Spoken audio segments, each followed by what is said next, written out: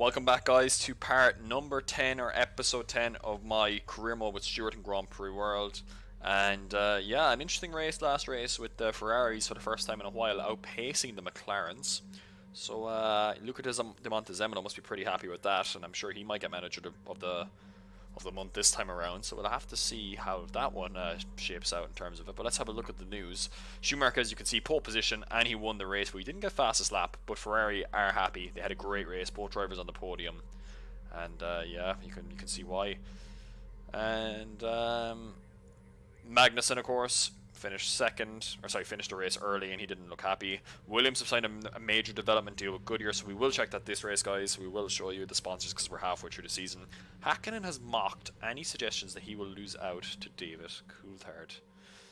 I wonder, is that a thing because he's driver number 1 clearly in race order, and Coulthard is number 2? I wonder, is that a thing because of that comes out. But currently they're tied in the championship, and Hakkinen, who has had the edge in qualifying for definite, he hasn't really shown it consistently in the races. Maybe he's had 1 or 2 more retirements, but yeah, Hakkinen should watch what he says, I think, because Coulthard's giving a run for his money. Williams, both cars in the top 6. They've been really, really good this season, especially Frentzen picking up a lot of points, and he's been a coup. McLaren heading the Constructors' Championship. Wakizaka signed for Sauber. I hope that's a test deal, because that would be a poor sign for Sauber. McLaren is in a position to run away with this year's Constructors. I would have said yes before the race, but after seeing that race, I'm not so convinced on that now. I think Ferrari can give him a challenge.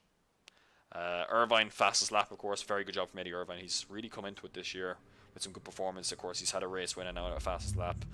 Tyrrell signed Jörg Muller. No idea who this guy is.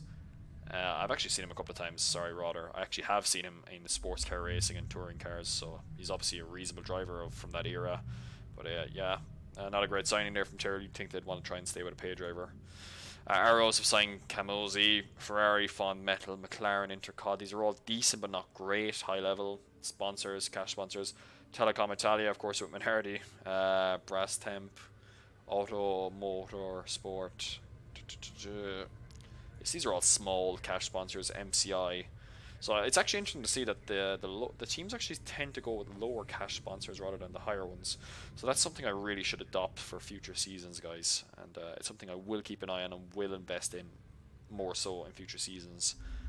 Because I tend to go for the higher ones and it takes so long to get them, and then I end up getting jumped by a bigger team for these like cash sponsors, which I'm sure is going to happen with either PlayStation or PA now. Both McLarens pulled off more fantastic starts. Well, we'll see. If I can make a complaint today, if I might get them banned. We'll see what happens. Both the Williams drivers pulled off fantastic starts, so Williams have it as well now, so that's good to see. Least favourite manager is me. Well, that is fantastic. It's great to see that I am loved around the paddock. Frank Williams, best manager, I would have said De Montezemolo, considering the performance Ferrari had in the last race. But anyway, that's just me. And of course, we were spying again, and we probably got that. So 12,000 lost last race, guys. New star worker from the mechanics that replaces the 2 that left in the last race, pretty much. Spares, engine sponsor, worst manager news. Okay, so I have been tipped off that Bridgestone is also talking to Benetton. Ooh, not great.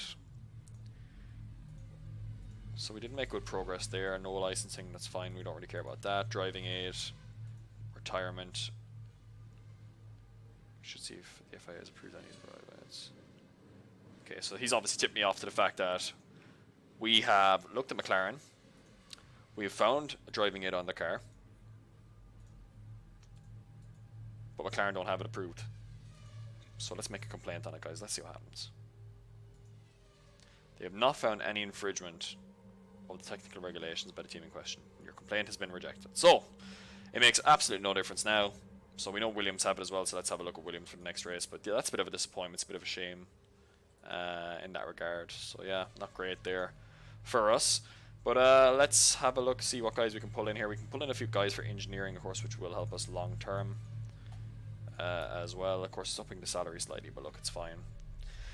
So yeah, let's have a look at the sponsors now. So I saw we didn't make any progress with Bridgestone, which was a little bit frustrating personally. So we'll take all those guys off that for now. I want this deal wrapped up, so I'll put 50% on it, and I'll put another 10% on Bridgestone for now. But we really need to get this PA deal sorted if we can, and we can get them as a cash sponsor. That's 4.2 million, and all of a sudden then we have a little bit of a chance of making actually some bit of money for next season. At the moment, of course, we're making 1.2 million a race, which is actually quite a lot of money considering. But for next season, we are losing that Ford engine deal. We're getting the likes of Pedro Diniz in, which is interesting for us, which should save us a lot of money. But Pedro Diniz is 9.6 million, and over the course of 16 races, that's 600k per race. So actually, at the moment, we're on about 700,000 per race in estimated revenue. I know that's sponsorship, but we don't have that this season. And of course, with Magnussen going, that's an extra million. So you could ideally say, I guess, that's about, well, how much is Magnussen on? Let's just have a look. Magnussen's on 1.2.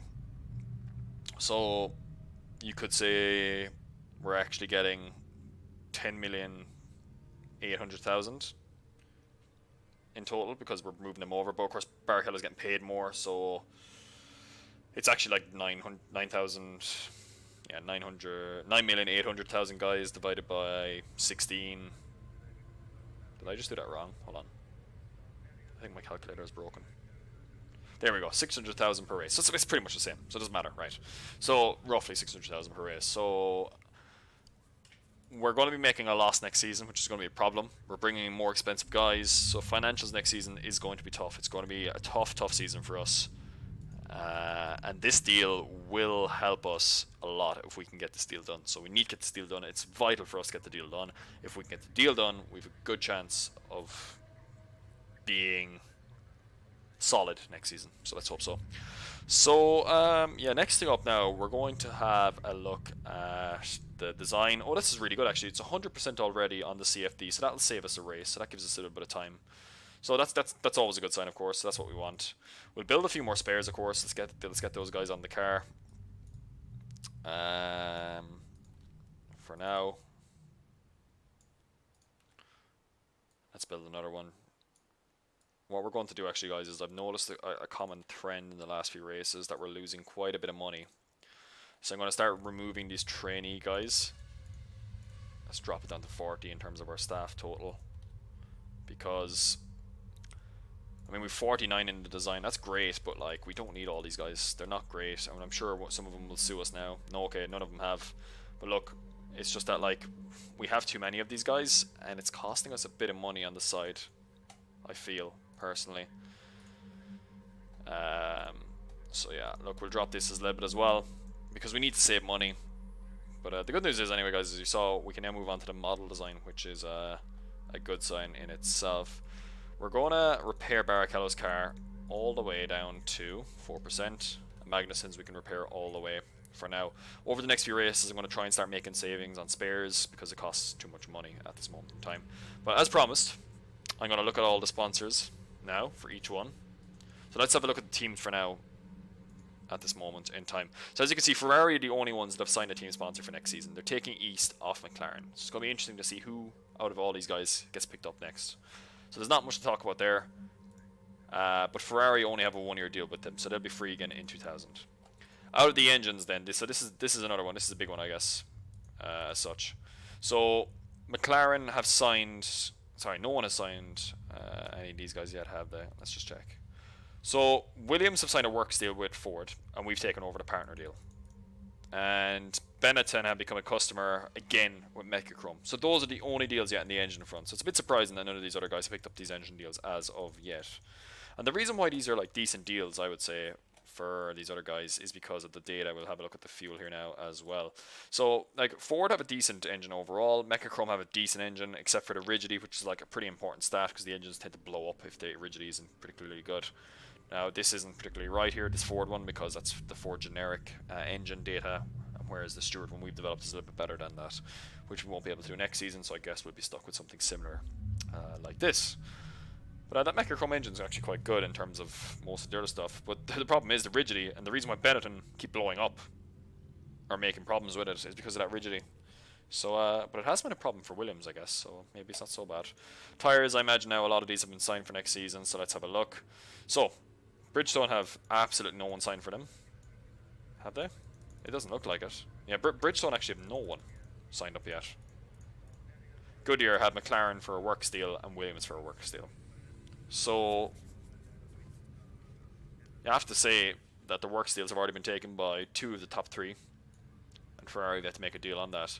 And as you can see here, the Bridgestone offered a better dry weather tyres by quite some distance, I would say. Goodyear offered better wet weather tyres, so it's kind of a trade-off. But more often than not, you'll want the Bridgestones. So it's a bit surprising that no one's gone with the Bridgestone yet, but could be money, financials related as well. Of course, we've already signed Elf. That was one of our first signings of the season. It was a good signing as well, I would say. But not many teams have signed fuel sponsors. Elf have signed Ferrari as a partner, and they've taken us as a customer. Williams have gone with Petrobras again as a customer as well, but none of the other guys have been signed yet, as you can see here. So, I don't know. I thought a lot of these would be signed, but a lot of the teams are going for cash sponsors first, and they're taking the risk of leaving them out. But we've gone with Elf, as you can see, 1 performance, 3 engine tolerance, so I was focused more on reliability. I'm not too pushed on that for next season. And finally, of course, let's look at all these right now. So out of the 5 stars, Jordan have signed Danka for 99. We've taken HSBC, and we will soon take Pia, of course, if I have anything to say about it. Benetton have signed Akai, Asprey have gone with Ferrari, Fawn Metal have gone with Ferrari, and with Tyrrell we have the MCI guys, S. Oliver gone with Williams. On the 3-star side of things, D2 with Jordan, Eagle Star with McLaren, Ixon have gone with Benetton and Sodexo, McLaren, Telecom Italia have gone with Minardi, and Visa have gone with Prost. 2 stars are next, and Vistion, as you can see, with Tyrrell, Silicon Graphics have gone with Ferrari, Folka have gone with Williams, Brastemp have gone with Prost, and Bossini have gone with Williams. That's a really long deal actually, until 2002. It's a 3-year deal.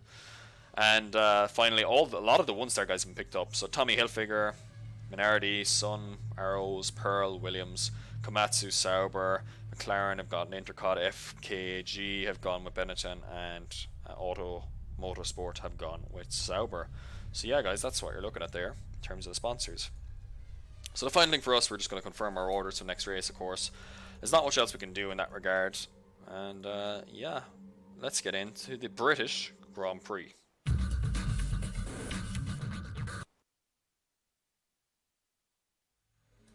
So, here we are in England for the British Grand Prix. No changes, of course, to the driver lineup as I've seen yet at this moment in time. So, we got an overcast race, or overcast qualifying session. So, unfortunately for us, it's not wet. I hope it rains. It would be a weird English race to not have rain. So, let's see what happens. Let's get in now to qualifying. Let's see what happens here. Okay, so not a great qualifying session for us, 17th and 18th, but that's really where our car should be. I feel like this track is one of the car-related tracks. You have to have a good car to do well here. Generally, the bad drivers don't get shown up as badly here as well. But look at this, Hakkinen takes pole, but look, Schumacher and Irvine both out-qualify Coulthard, and Coulthard is 6/10. And that's 6/10 in this game, guys, is huge. It's really big for drivers to be separated by that much in this game. Because it's all about the car, really. The drivers don't really take too much into consideration unless it's, you know, the race, I would say. So yeah, that's a big gap. Frentzen ahead of Villeneuve. Ralf Schumacher manages to jump Wirtz, and Hill manages to get ahead of the Benetton of Fisichella. Alesi gets back ahead of the Sauber of Herbert, his teammate. Trulli manages to get ahead of Panis, and Diniz ahead of Saddle. So some interesting ones there. And yeah, I'd hate to be Minardi, they're quite a bit off the pace, but considering we're pretty close with Magnussen to the Minardi boys, I guess that's a little bit disappointing. So yeah, not much to say there about qualifying, but it's a good qualifying session obviously for Hakkinen, and of course the 2 Ferraris, I would say, as well. And we have a dry race, so a little bit disheartening, a little bit unmotivating, guys, but look, these things happen in these career modes. You don't always get what you want, but we're going to go with a 1-stop with Magnussen, and hopefully our guys can both finish the race this time so it doesn't affect our standings in terms of the championship. So let's get in now into the race, and let's see what happens. Oh, not bad actually. I mean, Magnussen up in P9, ahead of Diniz, and ahead of the Takagi and Tuero, so not really a surprise there. But Hakkinen wins from Coulthard. Both the Ferraris have retired. This is a shocker. An accident for Irvine, which means just random driver error. And Schumacher with an engine problem, so that's a bit of a surprise there. Look at that, Ralf Schumacher and Fisichella with unknown errors, and Barrichello as well. It's never a good thing to know what an unknown error is. But yeah, Magnussen in 9th, so good performance there. The Prost almost scored points. That'd have been a nightmare if they'd scored points, because that would bump us down a little bit, I think, in the standings. But Herbert, good point there for Sauber again. Wirtz scoring 3 points for Benetton, so that will jump Sauber in the constructors and put them up to 5th.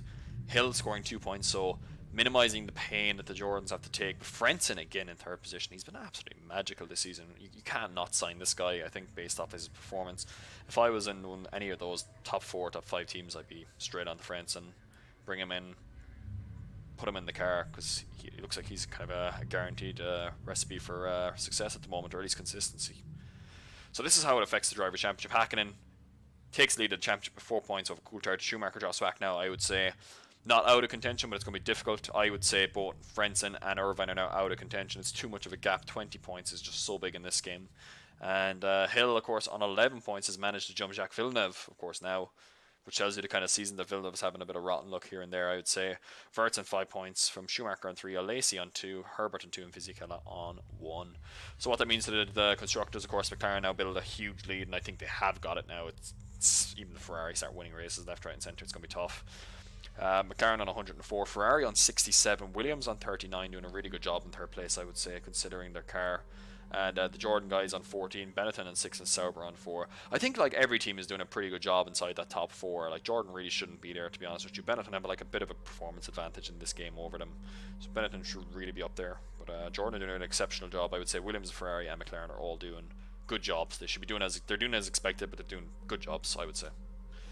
So yeah, guys, that was episode number 10 of my career mode this season, in season 1. I hope you enjoy. I hope some interesting things happen in the next race or 2.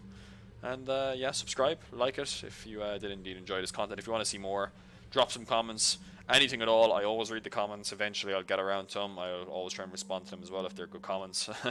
And yeah, let me know if you have any feedback, or if you just think you saw anything that was interesting, something that was a bit random, just let me know. And yeah, we'll tune in next time and we'll see you.